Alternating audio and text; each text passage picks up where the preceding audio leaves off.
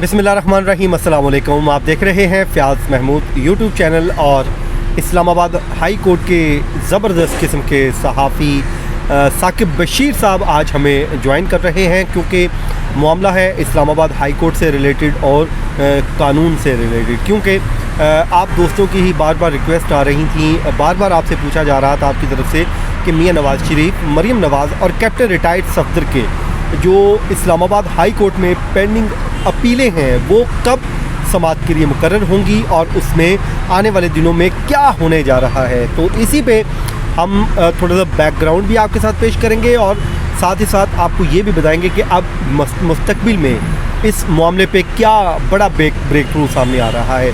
साथ ही साथ हम बात करेंगे जी, कल मरीम नवाज़ साहिबा की लाहौर नैब में पेशी भी है, तो उसमें क्या मुतवक्को है, कौन कौन से सवालात उनसे पूछे जाएंगे, वो भी हम आपको एक्सक्लूसिवली बताएंगे। साकिब साहब, आपका बहुत शुक्रिया, आपने हमें वक्त दिया। क्या वजह है कि अचानक से केसेस लगे तो उसके बाद फिर वो कई फाइलें बंद पड़ी हैं? क्या मसला, क्या क्यों नहीं लग रहे, क्या हो रहा है उसमें, बताइए थोड़ा सा। इसमें मेजर तो ये है कि हम उसमें कोई प्रोडिक्ट करें कि क्यों जुडिशरी जो है वो इस्लामाबाद हाई कोर्ट ये जो क्यों नहीं फिक्स कर रही, तो ये बड़ा मुश्किल हो जाएगा। लेकिन मैं आपको ना इसका थोड़ा सा वो बताता हूँ कि बैकग्राउंड बता देते हैं कि बैकग्राउंड क्या है और कब केसेस फिक्स होते रहे हैं और दरमियान में कितना वक्फा था और अभी क्या पोजीशन है। तो ये सूरत हाल शुरू होती है 2019 नवंबर दिसंबर में, जिन दिनों जो साबिक़ वज़ीर-ए-आज़म नवाज़ शरीफ हैं उनकी जो बेल थी मेडिकल ग्राउंड पे वो हुई, उनकी मेडिकल रिपोर्ट्स आई, वो बाहर चले गए, वो मतलब बहुत सारी चीज़ें वो थी।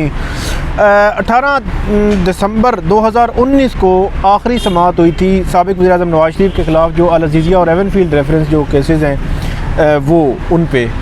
अब फ्लैगशिप रेफरेंस, अब सूरत हाल ये है कि 18 दिसंबर 2019 के बाद 1 सितंबर 2020 को समाअत हुई।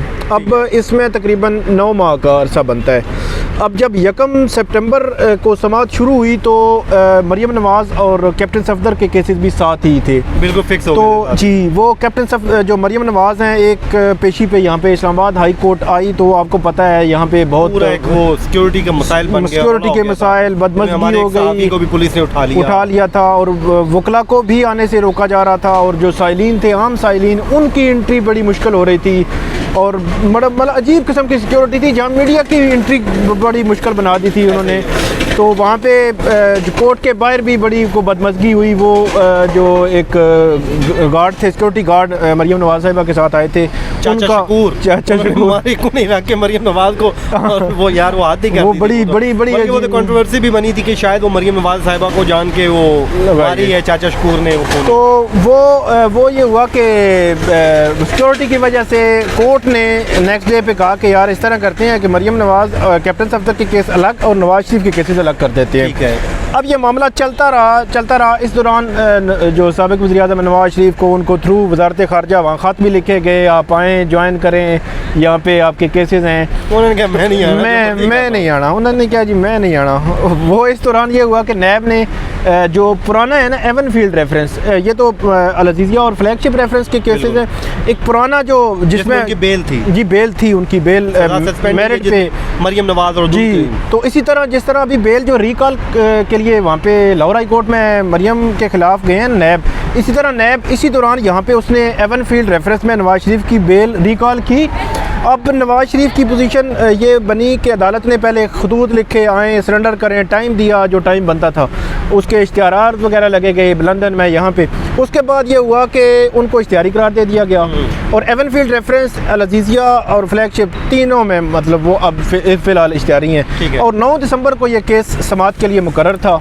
जो बेंच था 9 दिसंबर को किसी वजह से अवेलेबल नहीं था। आई थिंक एक जज जो है वो छुट्टी पे थे। ठीक है। अब 9 दिसंबर के बाद से लेकर अब तक, आज 25 मार्च है, आज तक वो केस फिक्स नहीं हुआ। अब 9 दिसंबर आपको मैं थोड़ा सा वो बता दूं कि 1 सितंबर से लेकर 9 दिसंबर तक केस तकरीबन हर 8-10 दिन के बाद फिक्स होता था। जी वो रेगुलर फिक्स हो रहा, हर बार डेट भी दी जाती थी जी। और 9 दिसंबर को ये होना था कि जो नवाज शरीफ के जो श्योरिटी जिन्होंने दी हुई थी ना, उनको छोटी बॉन्ड जिनके नाम पे जमा हुए थे, मेरे ख्याल यहाँ के इस्लामाबाद के 2-3 मुकामी लोग थे, अब्बासी साहब थे जी, वो उधर से उन्होंने 9 दिसंबर को आना था और अदालत ने उनको कहा था कि आपने जो छोटी जमा करवाई है ना, ये हम उसको बाकी सरकार जब्त हो जाएगी और फर्दर जो है उसमें जो प्रोसीडिंग होनी थी 9 दिसंबर को।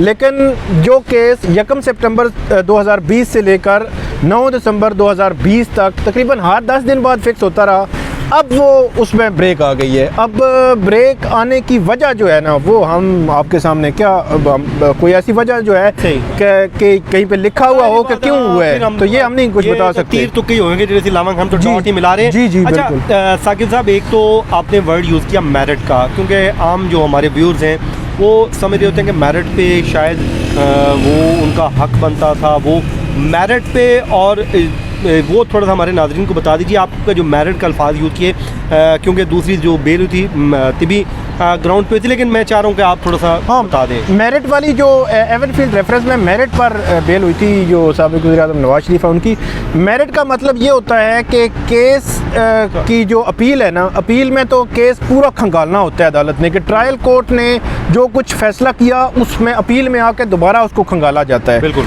लेकिन जो बेल है ना मेरिट पे, तो उसमें बादियों नज़र में केस जो है ना अदालत देखती है कि बादियों नज़र में इनके खिलाफ केस कितना मजबूत है कि इनको बेल दी जा सकती है या नहीं दी जा सकती। तो इसलिए उस केस से मुतल्लिका कुछ चीदा जो चीज़ें हैं, वो पॉइंट्स हैं, वो अदालत देखती है।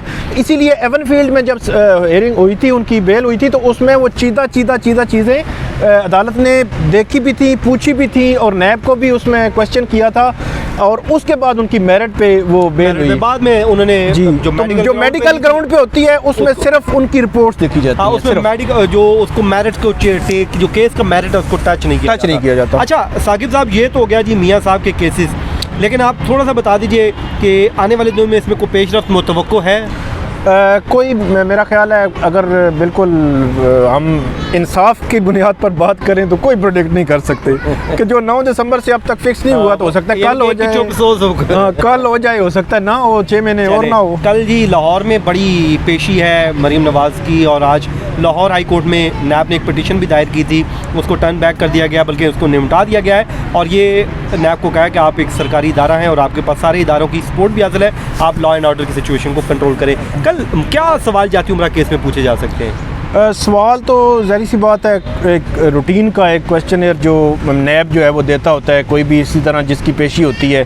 असल में मेरा ये ख्याल है कि रूटीन की जिस तरह पेशियाँ बाकी पॉलिटिशियंस की होती हैं, आते जाते रहते हैं, तो ये भी है उसी तरह की, लेकिन इसको हाइप बहुत ज़्यादा मिल गई है। हाइप की वजूहात हैं, ज़ाहिर सी बात है, वो एक पहले वाक़या हो चुका है, उसके बाद जो नैब में पेशी थी उस वक्त बड़ा वो हंगामा हुआ था नैब ऑफिस के बाहर। हाँ अच्छा जी, ये जाती उम्रा जो राजी केस है, इसमें तो उनको एक प्रोटेक्शन बेल मिल गई है जी, लाहौर हाई कोर्ट ने उनकी ज़मानत मंजूर कर ली।